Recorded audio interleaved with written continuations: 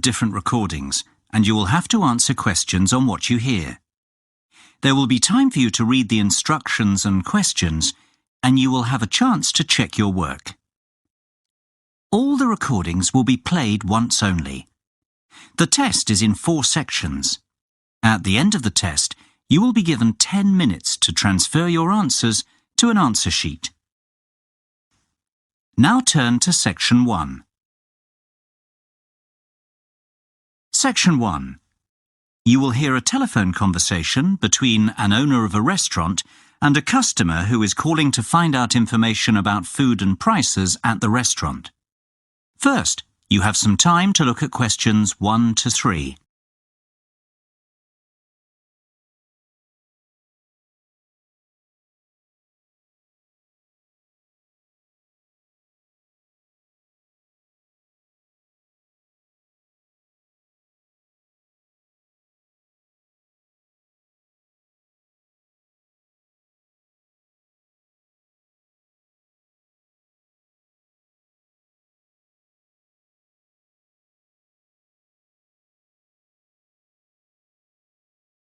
You will see that there is an example that has been done for you. On this occasion only, the conversation relating to this will be played first. Hello, Bellucci's restaurant. Sam speaking. How may I help you? Hi, my name's David Marsden, and I'm calling to ask about the offers I saw on the website for your restaurant. I'm thinking about organising a party for a friend's birthday. Yes, Mr. Marsden. What information would you like to know? You can call me David. Okay, great. So, David, what can I help you with? Well, first of all, I wanted to know if the 50% offer that you have on for certain dishes is valid for weeknights as well as on the weekend. The party may take place during the week, you see. Well, there are many dishes that are 50% off on weekends, and only a small number of dishes are 50% off during the week. For example, the spaghetti bolognese is 50% off on whatever day you come in during this month, and lasagnas and steaks are 50% off on our most busy days, which are Saturday and Sunday. Would you be able to do a discount on the lasagnas if there was a large group of people coming in during the week? We can only do a 25% discount, but we can do a 50% discount for large groups on any dessert you have with the lasagna. Well, that sounds like a good deal. The 50% discount on lasagnas is on the weekends only, so the answer is C. Now we shall begin. You should answer the questions as you listen, because you will not hear the recording a second time. Listen carefully and answer questions 1 to 3. Hello, Bellucci's restaurant. Sam speaking. How may I help you? Hi, my name's David Marsden, and I'm calling to ask about the offers I saw on the website for your restaurant. I'm thinking about organising a party for a friend's birthday. Yes, Mr. Marsden. What information would you like to know? You can call me David. Okay, great. So, David, what can I help you with? Well, first of all, I wanted to know if the 50% offer that you have on for certain dishes is valid for weeknights as well as on the weekend. The party may take place during the week, you see. Well, there are many dishes that are 50% off on weekends, and only a small number of dishes are 50% off during the week. For example, the spaghetti bolognese is 50% off on whatever day you come in during this month, and lasagnas and steaks are 50% off on our most busy days, which are Saturday and Sunday. Would you be able to do a discount on the lasagnas if there was a large group of people coming in during the week? We can only do a 25% discount, but we can do a 50% discount for large groups on any dessert you have with the lasagna. Well, that sounds like a good deal. There are many other offers that we have on at the moment as well. What about drinks? Are there any discounts on drinks? Yes, of course.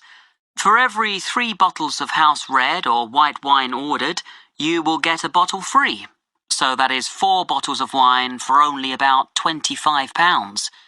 If you order 2 bottles of champagne, you will get half a bottle free of charge as well. That sounds like a really good offer. Which house wine do you stock? Most restaurants have French house wine and sometimes Spanish, but I think most of my friends will want to drink Italian wine. We normally serve French as the house wine, but we will be able to find a nice Italian one instead if you prefer. That would be great. What about champagne? We will probably order at least 2 really good bottles. How much would a good bottle cost? Well, you're in luck, because the champagne used to cost £25 per bottle, but now it's only £20 per bottle, so you'll save £5. Before you hear the rest of the conversation, you have some time to look at questions 4 to 10.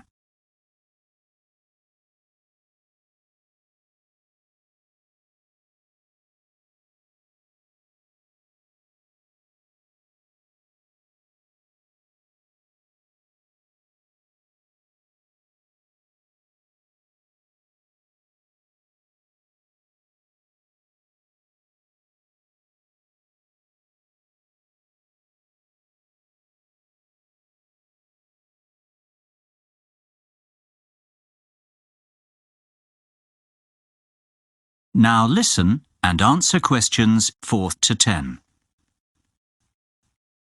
That sounds like a good price based on my experience. Now, what side dishes are on the menu that could be ordered with the lasagnas? Well, we have a range of side dishes. Some go better with the lasagna than others, but of course, it's your choice. The chef's special side dish is a chicken and cheese dish. This may be too heavy to have with lasagna, but we have a selection of salads, such as a mixed salad and a Greek salad. They would be the best option with that main course. Some other side dishes that are popular are tomato bread with herbs and Italian cheese with peppers. That all sounds very tasty, and I'm sure all the people who are coming to the party will like these types of dishes. I might come in during the week to try out some of your food before the party. So, would you like to reserve the table then for your party? Yes, I was wondering if you have any tables free for the 20th of August. I'm afraid we are all booked up on that date, but we can reserve a table for you for the week after, on the 27th of August. Is that okay? Yes, that will be fine. How many people will there be? 15. Can we have the table for 7 o'clock on that evening? Yes, that can be arranged. Please, can I take your phone number for the booking? Yes, it's 01445 333 6451. Okay, that's great.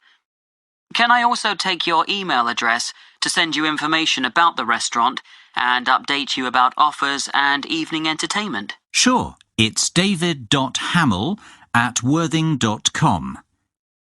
david.hamill@worthing.com. Great. Well, I think that's all I need for the moment. We'll be in touch closer to the date when you'll be coming to the restaurant.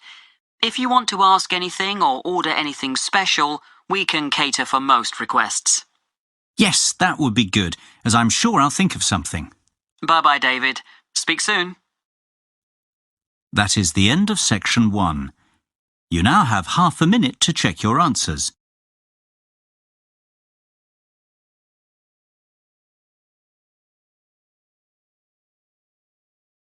Now turn to section 2. Section 2. You will hear an extract from a talk about the history of tennis. First, you will have time to look at questions 11 and 12.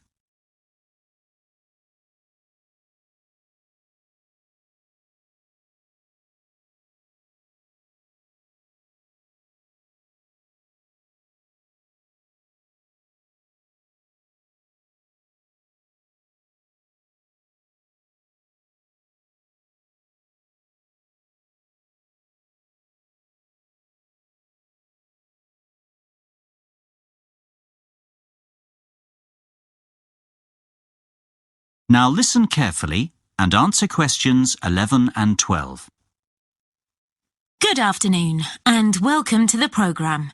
Today we have a special programme about the history of tennis in this country, and we also have Steve Mackay in the studio, the all-time great British tennis player, to give us the lowdown on some interesting facts about the sport and other great tennis players.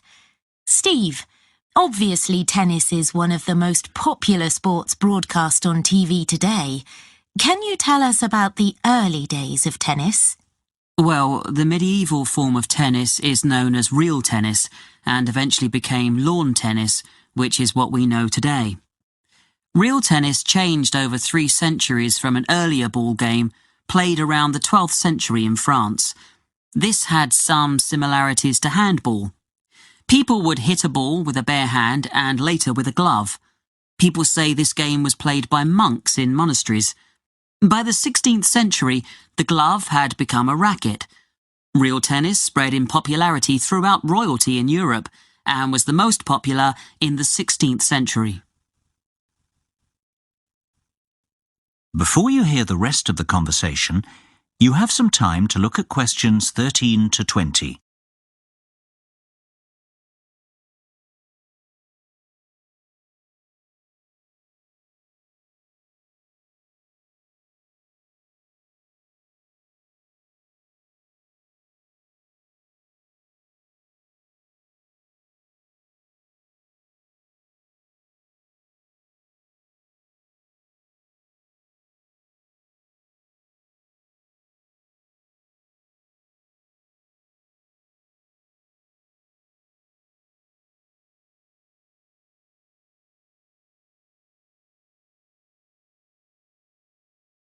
Now listen and answer questions 13 to 20. It's amazing how the sport has changed then over time and how technology has helped to advance it with the state-of-the-art tennis rackets that we have today. So, what about the players who will go down in history as the best at this sport? Who do you think will be remembered on the Wall of Fame? Well, obviously I have many favourites, and all tennis players have different styles and will be remembered for different aspects of their game. The first player, though, that has to be mentioned is the great Bjorn Borg. He will go down in history due to the fact that he won 11 Grand Slam singles titles between 1974 and 1981, 5 at Wimbledon and 6 at the French Open. Born in '56 in Sweden, Borg became the youngest winner of the Italian Championship just before his 18th birthday, and 2 weeks later, he was the youngest winner of the French Championship. Borg is the only player in the Open era to have won both Wimbledon and the French Open in the same year more than once. Another very important tennis player is Boris Becker. He was born in 1967 in Lyman, West Germany, and he is a 6-time Grand Slam singles champion. Since he retired in 1999 from the professional tour, media work and his personal life have kept him in the headlines. An interesting aspect of his career is the fact that he was the youngest ever male Grand Slam singles champion, winning Wimbledon at 17 years, 7 months. Moving on to our next great player, we have Pete Sampras. He was born on August the 12th, 1971 in Washington, D.C., and during his 15-year career, he won 14 Grand Slam men's singles titles. His flair for the game was evident at age 3 when he discovered a tennis racket in the basement of his home and spent hours hitting balls against the wall. His parents are of Greek origin. He has given some truly unforgettable performances on the court over the years. The final player I will mention is the great Andre Agassi. He was born on April the 29th in 1970 in Las Vegas, Nevada. During his career, he won 4 Australian Open titles, 1 French Open, 1 Wimbledon, and 2 US Open, which gives a total of 8 Grand Slam titles. An interesting aspect of his career was that he turned professional at the age of 16, and his first tournament was in La Quinta, California. He won his first match against John Austin 6-4, 6-2, but then lost his second match to Mats Wilander 6-1, 6-1. By the end of the year, Agassi was ranked world number 91. These players really have achieved a great amount in their lives, and they will be talked about for years to come, especially when the Wimbledon Championships come round in June. Steve, which one is your ultimate favourite? Oh, I just can't answer that. They all evoke great memories in the world of tennis, and they have all contributed so much to the game. Their names will always be inscribed on the wall of champions. That is the end of section 2. You now have half a minute to check your answers.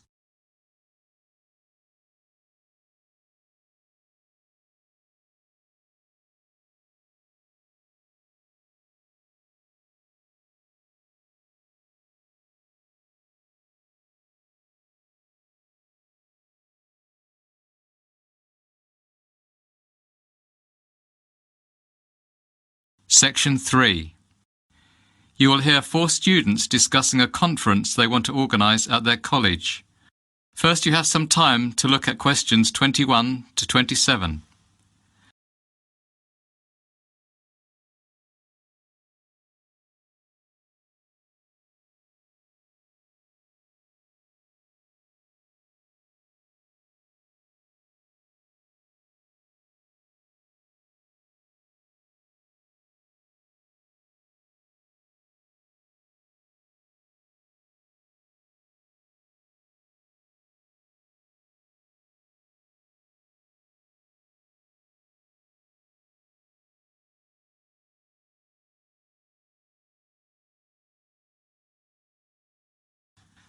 Now listen carefully and answer questions 21 to 27. So, Mr. Peters has finally agreed that we can organise this year's college conference.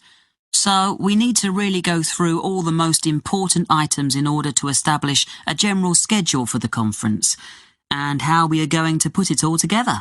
Yes, I agree. We can't leave things to the last minute, and there are quite a lot of good speakers who have offered their services for this conference. It's important that things go smoothly.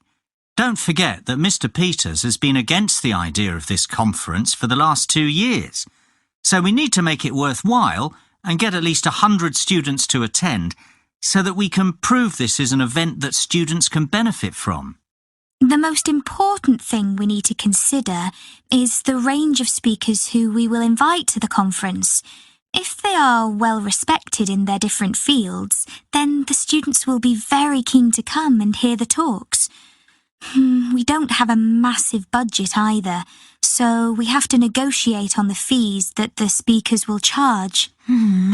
Sam, you mentioned before this meeting that you have had some calls from some interesting potential speakers. Can you give us the lowdown on the rough list that you have at the moment? Yes. The main person on my list, who is an expert in the field of business management, is Professor Harmon. He would be good at running workshops where students can discuss how to start a business, and he likes to include role plays, which make the sessions more interesting. Yes, I've heard of him, and people have told me that he is dynamic and interesting. He doesn't like just giving lectures. He likes to get the students involved more in the discussion. We should definitely send him a formal invitation. What about another area of study, such as maths? Well, I have done some research on Mr. Steve Bishop.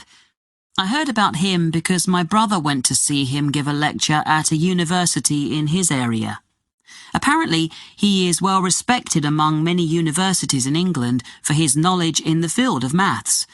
He has even done some research with some famous mathematicians.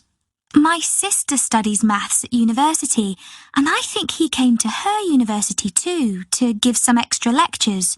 He would be a good one to keep on the list. I could send the invitation to him if you want, Sam. That would be great, thanks. We have speakers now to talk about business and mathematics, so it would be a good idea to invite someone who is an expert in an arts subject, like English or drama. I haven't actually got any ideas for arts subjects. Well, I'm planning to do drama at university, and I know of a lady who is the head of drama at a well-known university. Her name is Sandra Bolton. She would give some drama seminars where students can discuss aspects of theatre and production in smaller groups. I also know a professor called Mr. Max Wallington. He is a professor of English literature, and he would come and give a lecture about Shakespeare. I'll send invitations to Miss Bolton and Mr. Wallington then. Great! That's 2 art subjects covered then. The final main subject area we need to think about is science. Dave, you want to study biology at university, don't you? Do you know of any professors we can contact? Well, there's the famous Professor Sean O'Brien. He's done quite a lot of work in the field of genetics. I'm sure all the budding scientists will really want to come and hear him speak. As well as this, there's the mad scientist Jeff O'Hara, who is very knowledgeable about Albert Einstein, and he can come and talk about his famous theories. Perfect! Now that we have some speakers in mind to cover the main areas of study, we need to think about the administration and organisation of the conference. To start with, we need to send the invitations out to all the speakers we have agreed on school-headed paper. Kate, Lucy and I will take care of that. Dave, would you be able to contact a photographer to come and take pictures for the newsletter that will be printed after the conference? Yes, I know a good photographer who's come to the college for some other events. I will contact him as his photos were of really good quality. Lucy, would you be able to order the food and drinks? Which caterers do you think we should use? We don't want to spend too much money. We have about £400 to cover food and drink for 100 students. We need a selection of finger food and soft drinks.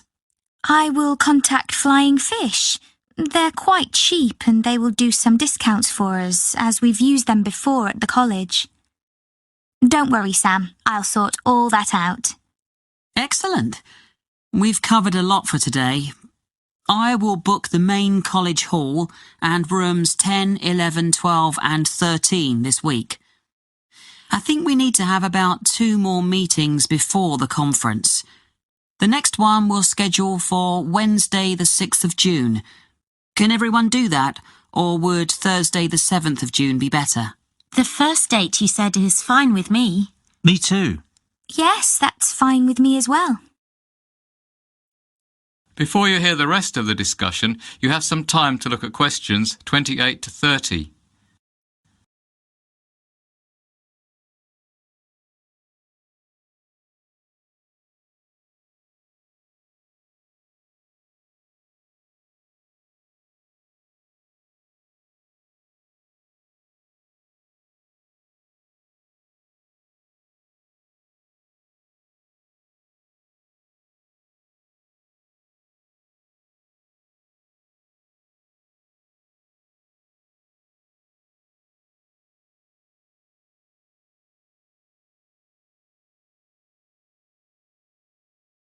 Now listen and answer questions 28 to 30. Last thing to mention before we finish up for today is some things that Mr. Peters, our lovely headmaster, has said. As we said at the beginning, he hasn't been so enthusiastic about this conference, and he has given us some rules we have to stick to during the conference. I've made a photocopy of them for everyone. I think we should just go through them now to get them out of the way. Good idea. Well, the first thing Mr. Peters said is that we have to make a record of all the students who attend the conference, as he wants those figures after the event to check that the money he gave us to organise it was worth it. He also wants to know which subject each of the students who attended is going to study at university, to show that we have provided suitable speakers at the conference. He said that he doesn't mind how many speakers we invite, as long as the lectures are well attended. The last requirement was that we help organise the travel arrangements for the speakers. We can discuss the details of this in the next meeting. That all sounds fairly easy to manage. Did Mr. Peters not say anything about tidying up the hall and the rooms after? I would have thought that he would have said something about that. That wasn't something on the list. I could check with him, but the cleaners who clean the college on a regular basis might tidy everything up. They would just have to be paid a bit more. I don't think the conference will produce too much mess anyway. It would be good to get some help with all that anyway. Yes. So, that's everything then. Let's go for lunch now. I'm starving. We can speak about the next lot of things at the next meeting. That is the end of section 3. Now you have half a minute to check your answers.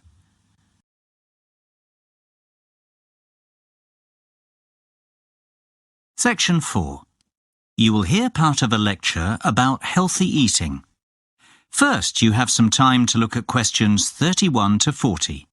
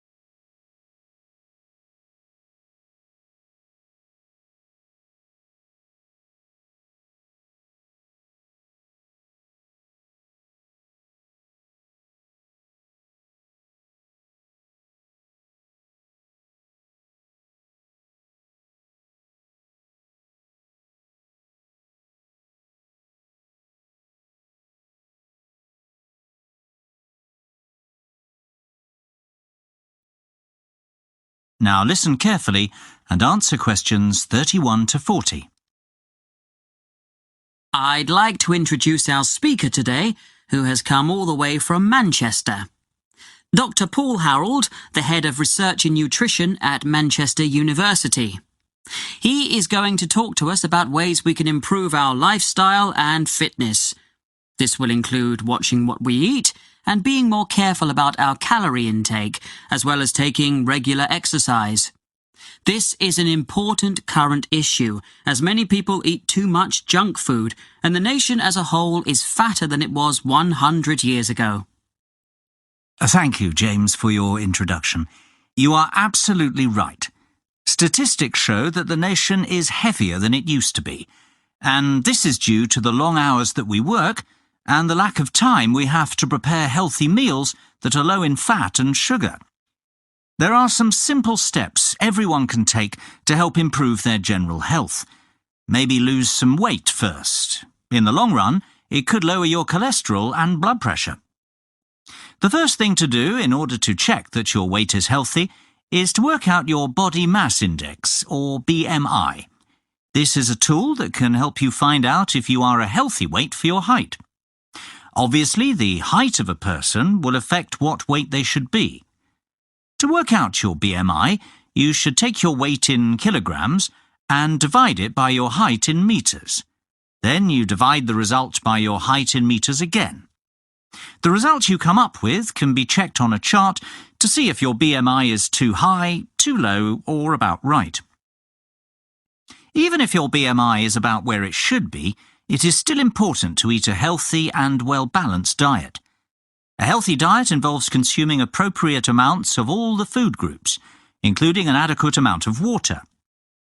Nutrients can be obtained from many different foods, so there are a wide variety of healthy diets.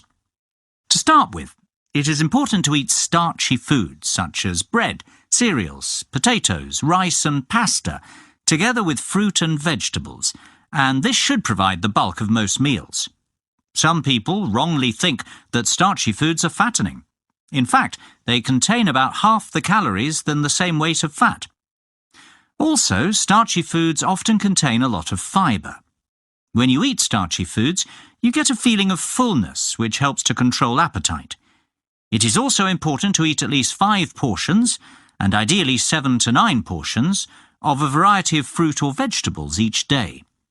If you eat a lot of fruit and vegetables, then your chance of developing heart disease, a stroke, or bowel cancer are reduced. You also need a certain amount of protein to keep healthy. However, most people eat more protein than is necessary. You should choose poultry such as chicken or lean meat. There is evidence that eating oily fish helps to protect against heart disease. It is probably the omega-3 fatty acids in the fish oil that help to reduce build-up in the arteries. Aim to eat at least 2 portions of fish per week, one of which should be oily. Obviously, what we eat is highly important, but it is also crucial to do regular exercise as it strengthens our heart, tones our muscles, and is also good for the mind. We're increasingly living in a world where physical activity has stopped being a day-to-day part of our lives.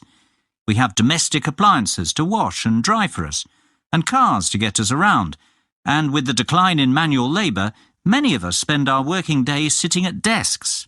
Adults should do a minimum of 30 minutes moderate-intensity physical activity 5 days a week. You don't have to do the whole 30 minutes in one go. Your half hour could be made up of 3 10-minute bursts of activity spread through the day if you prefer. The activity can be a lifestyle activity, such as walking to the shops, or taking the dog out, or structured exercise or sport, or a combination of these. But it does need to be of at least moderate intensity. For bone health, activities that produce high physical stresses on the bones are necessary. Well, I hope you've learned some interesting facts from this talk and that it will help you to change your lifestyles for the better. Thank you for your attention, and I believe that James has some handouts to give you on this subject. James. That is the end of section 4. You now have half a minute to check your answers.